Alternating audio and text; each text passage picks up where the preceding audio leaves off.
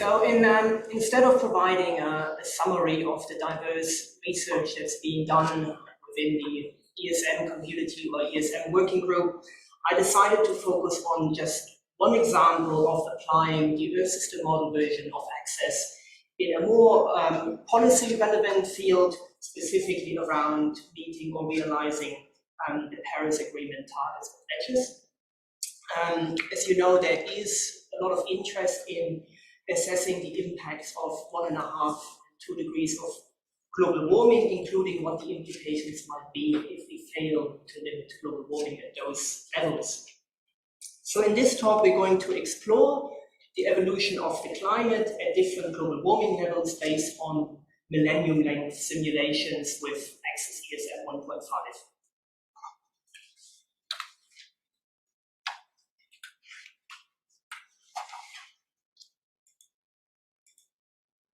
So the message from the IPCC is very strong and clear. If we want to limit global warming to 1.5 or 2 degrees, then we must achieve net zero emissions. And major economies are targeting net zero by 2050. However, reaching net zero emissions will require major changes, including the large-scale deployment of carbon dioxide removal. And I think we all know that we are a long way off achieving this.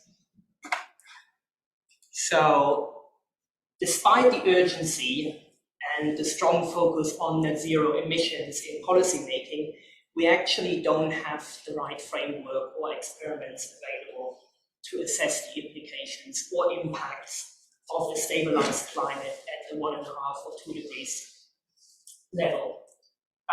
Most future scenarios, even those under the recent CMIP6, are based on transient simulations, and then we have to use methods such as pattern scaling or time slicing to assess the impacts at different global warming levels. But those methods don't take the slow climate processes into account. So we therefore need a new set of experiments where, for example, CO2 emissions are set to 0. And we also need the models to simulate the same target temperature. So instead of prescribing the same radiative forcing, which will then lead to a range in responses from the models due to their differences, example climate sensitivity, we need to make adjustments for each model individually.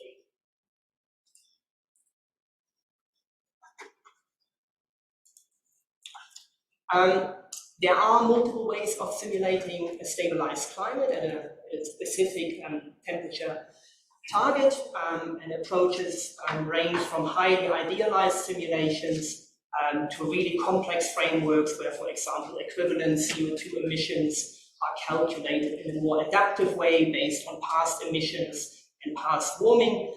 We developed a framework here that sits somewhere in the middle of these two approaches. The basic idea is that we branch off from an existing emissions-driven future scenario, switch to 0 CO2 emissions, and then let the climate evolve. On the slide here, you can see the simulated global mean surface temperature.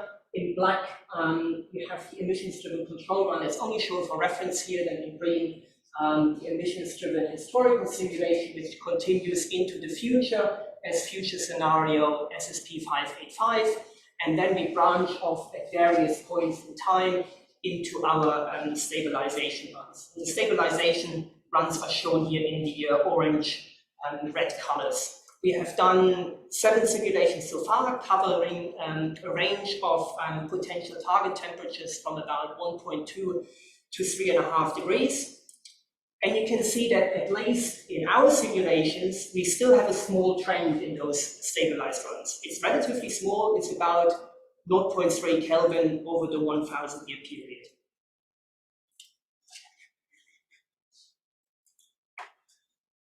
We can now have a closer look at what this trend or change in temperature looks like at the more regional or spatial scale. And the slide here shows you the temperature anomaly for one of the stabilized simulations where the target temperature is about 1.5 degrees at the branching point. And then you can see how the temperature gradually increases to about 1.8 degrees at the end of the 1,000-year simulation. And overall, you can see that the increase in global temperature is mainly coming from an increase in temperature over the Southern Ocean. So once atmospheric CO2 concentrations are high enough and maintained long enough to trigger this warming over the Southern Ocean, then this warming will continue, and it will continue to impact the global climate. You can see that net zero emissions are not sufficient to stop that warming, so you probably would require ongoing negative emissions.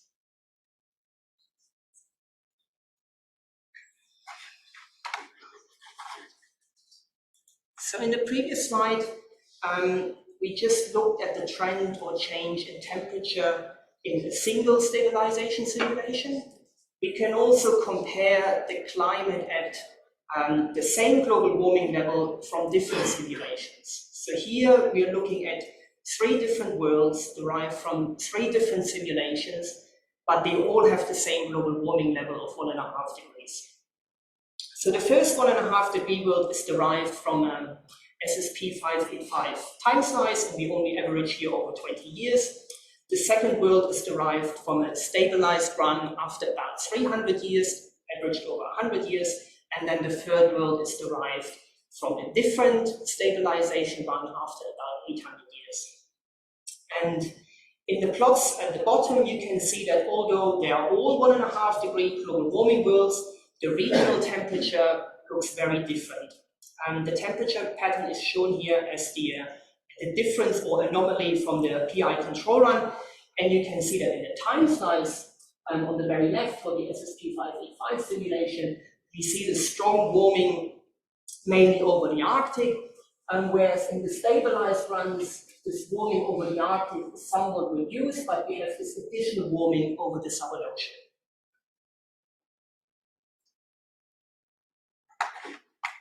And we can then plot the difference between the stabilized worlds and the time slice, or the world that we derive from the time slice SSP-585, because that highlights the long-term changes a lot better.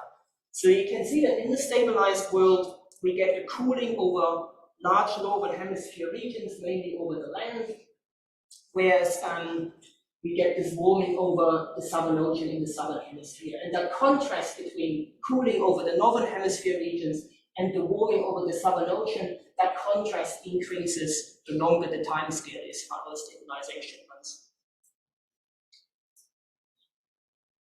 All right, now moving from temperature to carbon.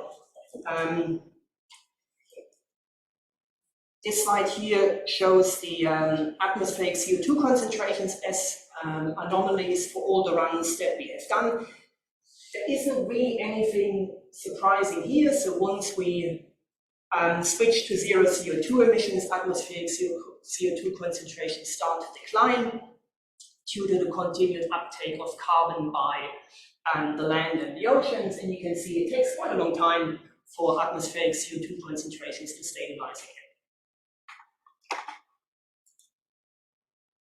Okay, now this slide shows you the net carbon flux for the land on the top left and the net carbon flux for the ocean on the top right for all the 7 stabilization runs. Positive values indicate an uptake by the land or the ocean, and negative values indicate a loss of carbon to the atmosphere.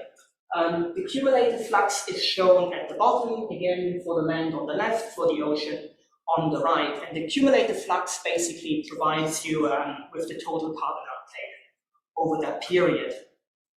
The behavior of the ocean is relatively straightforward. As you can see, the ocean continues to take up carbon over pretty much the whole period.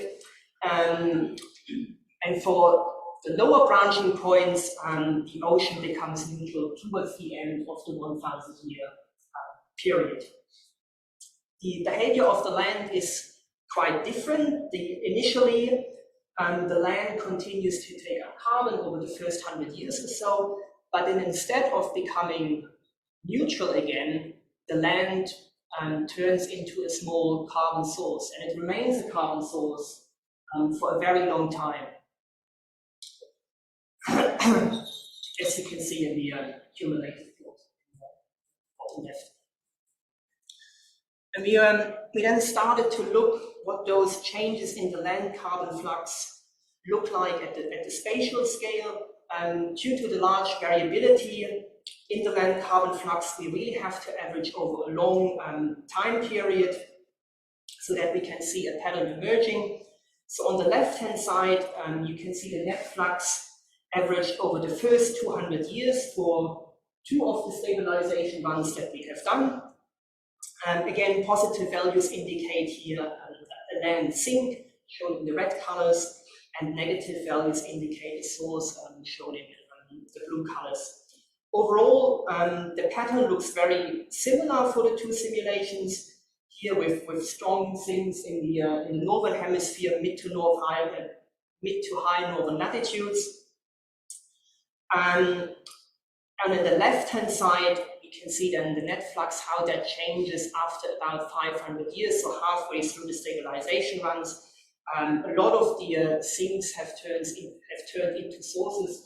There's only some weak sinks remaining in the high northern latitudes. All right, just a quick summary. So I presented some first results from the climate stabilization runs that we have done with the Australian system model, ACCESS-ESM 1.5. I've shown you that the warming over the Southern Ocean continues despite 0 CO2 emissions, and that the land becomes a small carbon source long term. There is a lot more work that we are planning to do, and hopefully a lot more research questions that we can answer with those type of runs. We already started to look at ENSO and how ENSO might change in a stabilized world, and from the first result, it looks like that ENSO variability might be reduced. But we also look at climate extremes and how they potentially change at different global warming levels. And then we need to start thinking beyond just stabilizing the climate. Stabilizing the climate already requires carbon dioxide removal. So if we have those technologies available and we are able to deploy them at the scale required, then we could also use them to reverse climate change. And again, this is something we could explore with a system model. We already proposed a framework here where we can vary the amount and the length of temperature overshoots and the rate of the drawdowns, so that we can better address questions around reversibility, asymmetry, and so on. And hopefully this will become part of CMIP7 as well. There's already a proposal on how to integrate that framework into an experimental design for CMIP7. I'll stop here. Thank you.